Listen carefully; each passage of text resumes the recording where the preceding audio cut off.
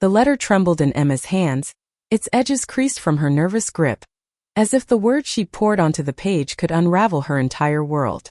She sat on the edge of her bed in her small Brooklyn apartment, the city's hum a faint pulse beyond her window, while her heart raced with the truth she'd hidden for years. Tonight, she would tell her father she was in love with a woman, and the thought alone made her stomach churn.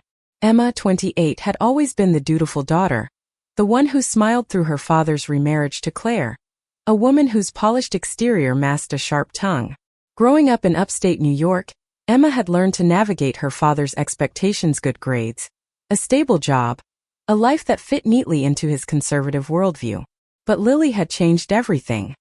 Lily, with her quiet strength and infectious laugh, had walked into Emma's life 2 years ago at a Greenwich Village poetry reading, and suddenly, the world felt brighter, bigger, and scarier than ever.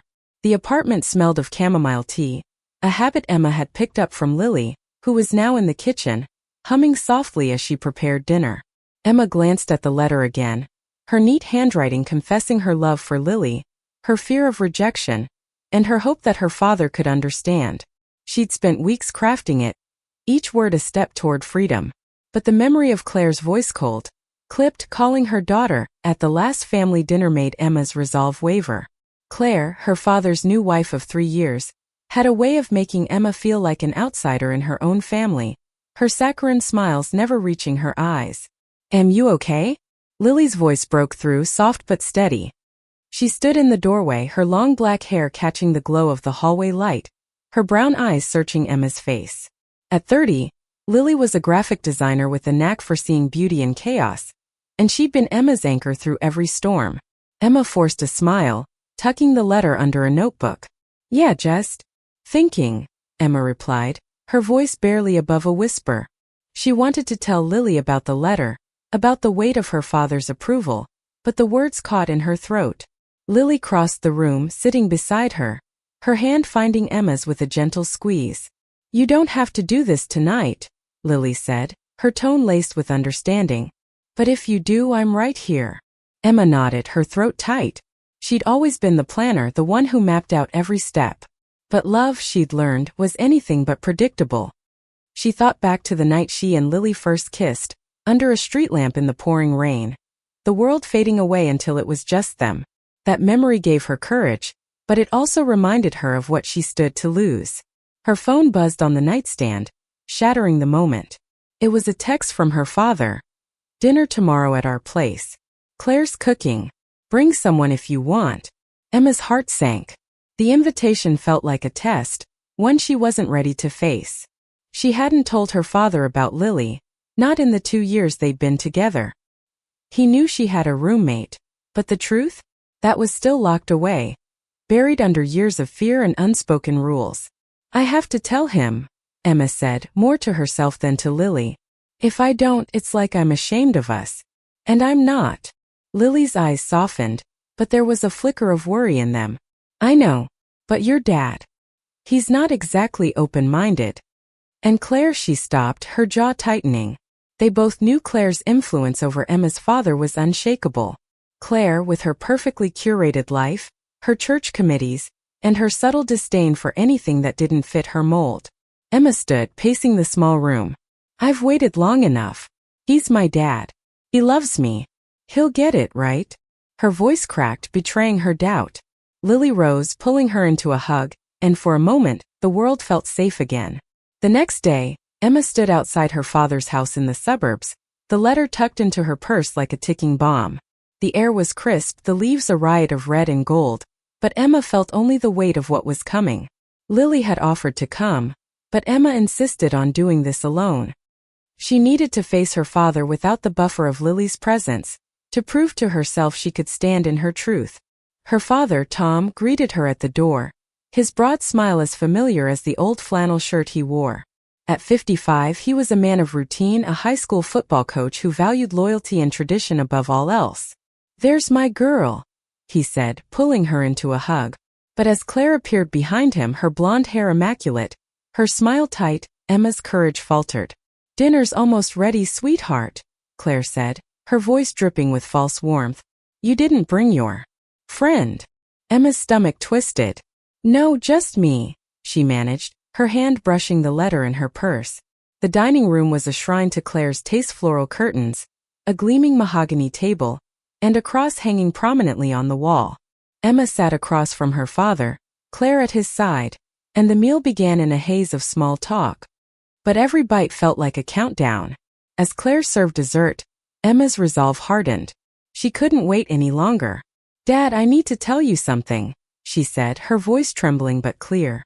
She pulled the letter from her purse, her hands shaking as she unfolded it. "It's about who I am. Who I love." Tom's brow furrowed, his fork pausing midair. Claire's smile froze, her eyes narrowing. Emma's heart pounded, but she pushed forward, reading the first line aloud. "Dad, I've been scared to tell you this, but I'm in love with someone. Her name is Lily."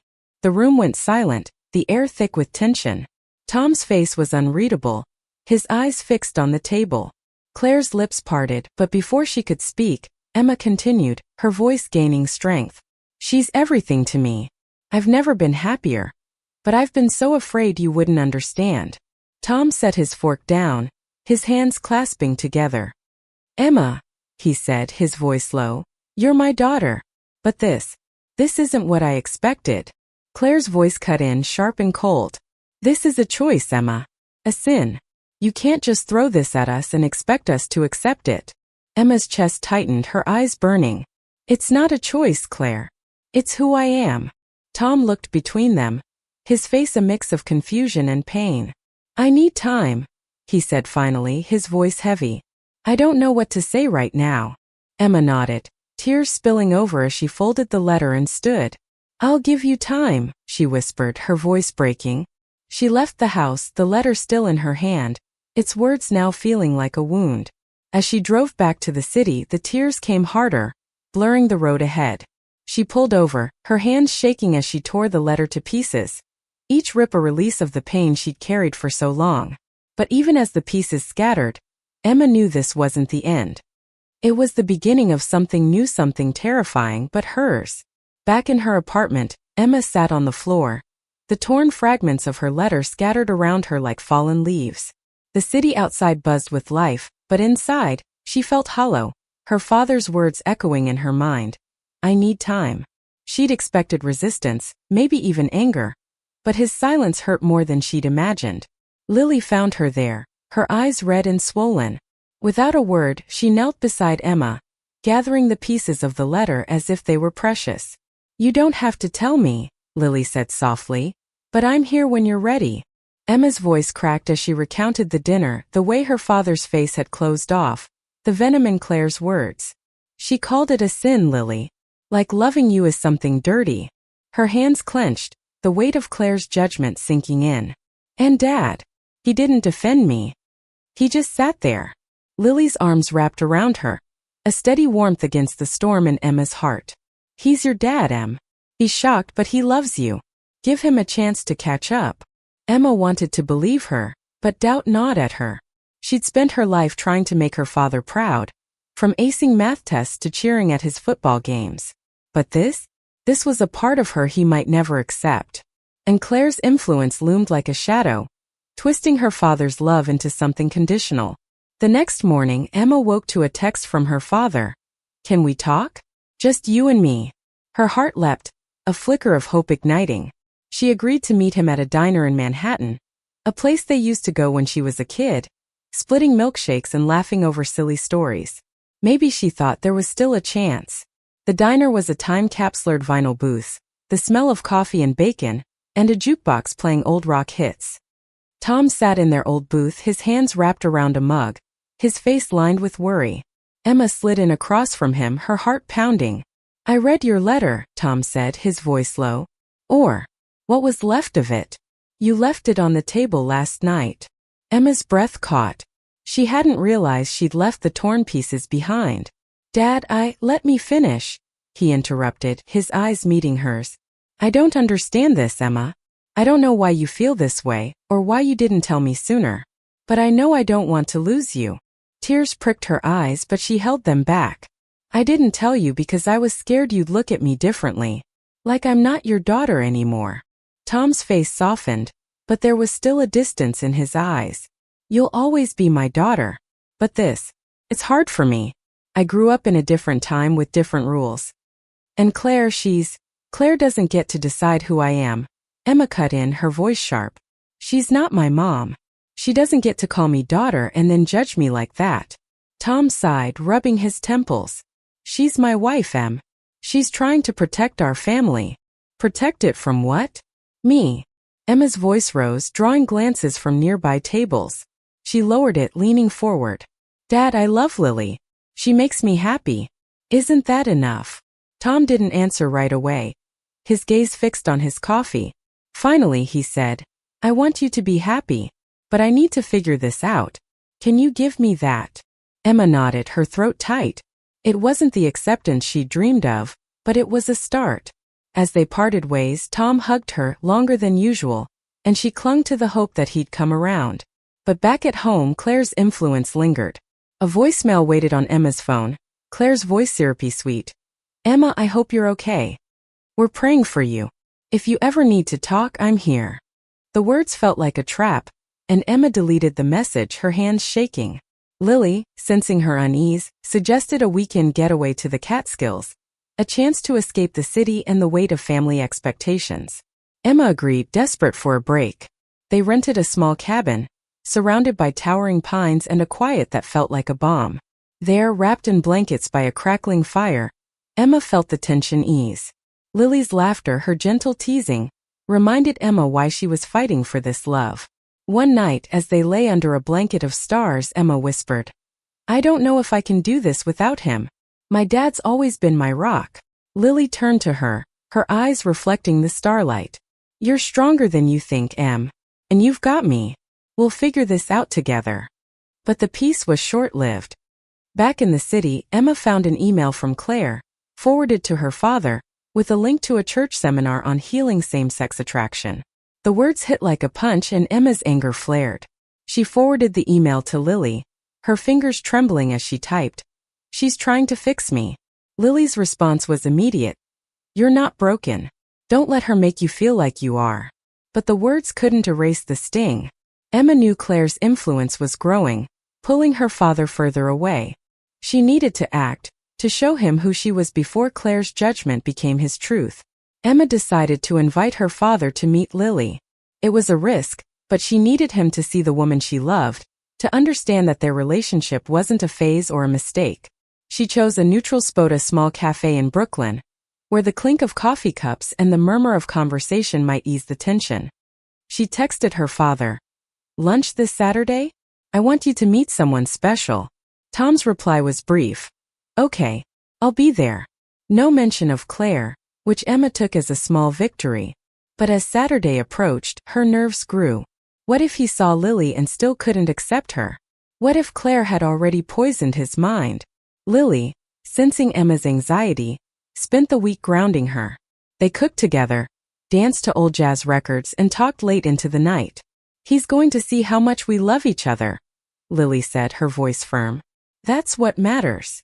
Saturday arrived, crisp and sunny, the cafe bustling with hipsters and families. Emma and Lily arrived early, sitting at a corner table with mismatched chairs. Lily wore a simple green dress, her hair loose, her smile a quiet reassurance. Emma fidgeted with her coffee cup, her eyes darting to the door. When Tom walked in, Emma's heart leapt. He looked out of place in his old denim jacket, but his smile was warm as he spotted her. Hey kid, he said, sitting across from them. His eyes flicked to Lily, curious but guarded. Dad, this is Lily, Emma said, her voice steady despite the knot in her chest. She's my partner. Lily extended a hand, her smile genuine. It's great to meet you, Mr. Carter. Emma's told me so much about you. Tom shook her hand, his expression unreadable. Likewise, he said, his voice neutral. The conversation started slowly, small talk about the weather, the cafe's menu, but Emma could feel the undercurrent of tension. She wanted to scream to make him see how much Lily meant to her, but she forced herself to stay calm. As they ate, Lily shared stories of her work, her love for art, and the time she and Emma got lost on a hike in the Adirondacks. Her laughter was infectious, and Emma saw her father's shoulders relax just a little. For a moment it felt like they were just three people sharing a meal, Not a father and daughter navigating a chasm. But then Tom asked, "So how long have you two been together?" The word hung in the air, heavy with unspoken questions. 2 years, Emma said, meeting his gaze. And they've been the best 2 years of my life. Tom nodded, his eyes dropping to his plate. I'm trying to understand, Emma. I am. But it's not easy. Lily reached for Emma's hand under the table, a silent anchor. I get it, Lily said gently. It's a lot to take in. But I love your daughter, Mr. Carter. I'd do anything for her. Tom looked at Lily, really looked at her, and Emma saw something shift in his eyes, maybe not acceptance, but a crack in the wall he'd built. The lunch ended with a tentative promise to meet again, and as Tom hugged Emma goodbye, he whispered, I'm proud of you for being honest. But the fragile hope shattered that evening. Claire called, her voice icy. Emma, I heard about your little lunch. You're confusing your father, parading that woman around like it's normal. He's upset, and I'm worried about him. Emma's blood boiled. You don't get to speak for him, Claire. And you don't get to tell me who I can love. I'm his wife, Claire snapped. And I won't let you tear this family apart. The call ended, but the words lingered, a reminder of the battle Emma was fighting, not just for her father's love, but for her own identity. She told Lily everything, her voice shaking with anger and fear. Lily listened, her calm presence a lifeline. She's scared too, Lily said. Scared of losing control. But you're not alone in this, Em. We'll fight for your dad together. The next week, Emma threw herself into work, trying to drown out Claire's voice. But an unexpected ally emerged. Her father's old friend Mike, a retired coach who'd known Emma since she was a kid. He called out of the blue, his gruff voice warm. Your dad told me about you and Lily. He's struggling, but he loves you, kid. Give him time. And if Claire's giving you grief, tell her to back off. Emma laughed through tears, grateful for the support. Mike's call reminded her that her father's world wasn't just Claire's, it was hers too. She started planning a family barbecue.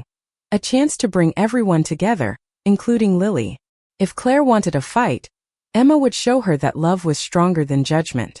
The barbecue was Emma's gambly, a chance to show her father that Lily wasn't just a partner, but part of her family. She chose a park near her father's house, a place where they played catch when she was young. The air smelled of charcoal and summer grass, and Emma felt a flicker of hope as she set up tables with Lily, their hands brushing as they laid out plates. Tom arrived with Claire, who wore a stiff smile and a sundress that screamed control. Mike was there too, his presence a quiet reassurance, along with a few cousins and old family friends. Emma had invited them all, hoping to dilute Claire's influence with familiar faces who knew her before Claire's shadow loomed. Lily was a natural, charming everyone with her easy laugh and stories of her latest design projects. She and Mike bonded over a shared love of classic rock, and Emma's cousins teased her about her cool girlfriend. For a moment it felt like the family Emma remembered, loud, messy, full of love.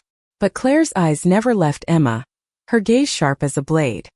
When Lily offered her a plate of food, Claire declined with a tight, I'm watching my figure. Emma's jaw clenched, but she refused to let Claire derail the day. As the sun dipped low, Tom pulled Emma aside. This is nice, he said, his voice soft. Lily's good people. I can see why you love her. Emma's heart soared, but before she could respond, Claire's voice cut through. Tom, we need to talk. Now. She stood a few feet away, her arms crossed, her face a mask of disapproval. Tom sighed, his shoulders slumping. Not now, Claire. But Claire wouldn't relent. This is wrong, Tom. You're letting her think this is okay. It's not what we believe. Emma stepped forward, her voice trembling but firm. This isn't about what you believe, Claire. It's about me, your daughter. She turned to her father, tears in her eyes. Dad, I need you to choose. Me or her judgment. The park went quiet, all eyes on Tom. He looked at Emma, then at Claire, his face torn. Finally he said, Claire, I love you. But Emma's my daughter. If she loves Lily, that's enough for me. Claire's face paled, her lips parting in shock. You can't mean that. I do, Tom said, his voice steady. I don't understand everything, but I know I want my daughter in my life. And if that means Lily too, then so be it. Emma's tears fell freely now, a mix of relief and disbelief. She hugged her father, feeling the weight of years lift from her shoulders. Claire stormed off, her heels clicking against the pavement, but Emma didn't care. For the first time she felt seen. That night, back in their apartment, Emma and Lily lay tangled in bed, the city's lights painting patterns on the ceiling. "I thought I'd lose him," Emma whispered, her voice thick with emotion. "You didn't," Lily said, kissing her forehead. "And you won't. We're in this together." But the victory was bittersweet. Claire's absence at the barbecue didn't mean surrender. A week later, Emma received a letter from her, not an email, but a handwritten note, delivered to her apartment. It was formal, cold, and dripping with condescension. "Emma, I pray you'll see the error of your ways. Your father deserves better than this confusion. I'll always be here when you're ready to choose the right path." Emma's hands shook as she read it, anger and hurt warring inside her. She showed it to Lily, who read it silently, her jaw tight. "She's not going to stop," Lily said. "But neither are we." Emma nodded, crumpling the letter. She wouldn't let Claire's words define her. She and Lily began planning their futura life where they could be open, unafraid. They talked about moving in together officially, maybe even getting married one day. The thought filled Emma with a quiet joy, a vision of a life where love didn't have to hide. But Claire's influence lingered in small ways. Tom called less often, his voice strained when Claire was mentioned. Emma knew he was caught between two worlds, trying to keep the peace.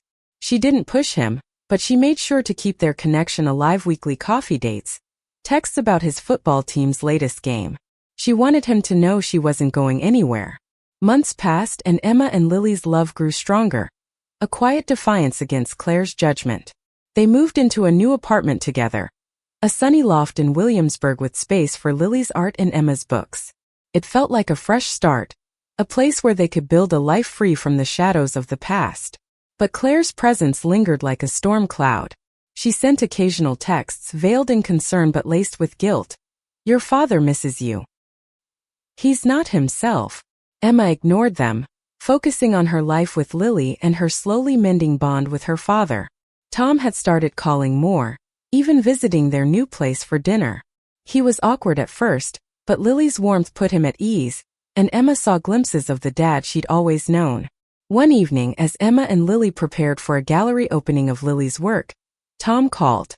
His voice was heavy. "Emma, I need to tell you something. Claire's been going to these meetings, church groups.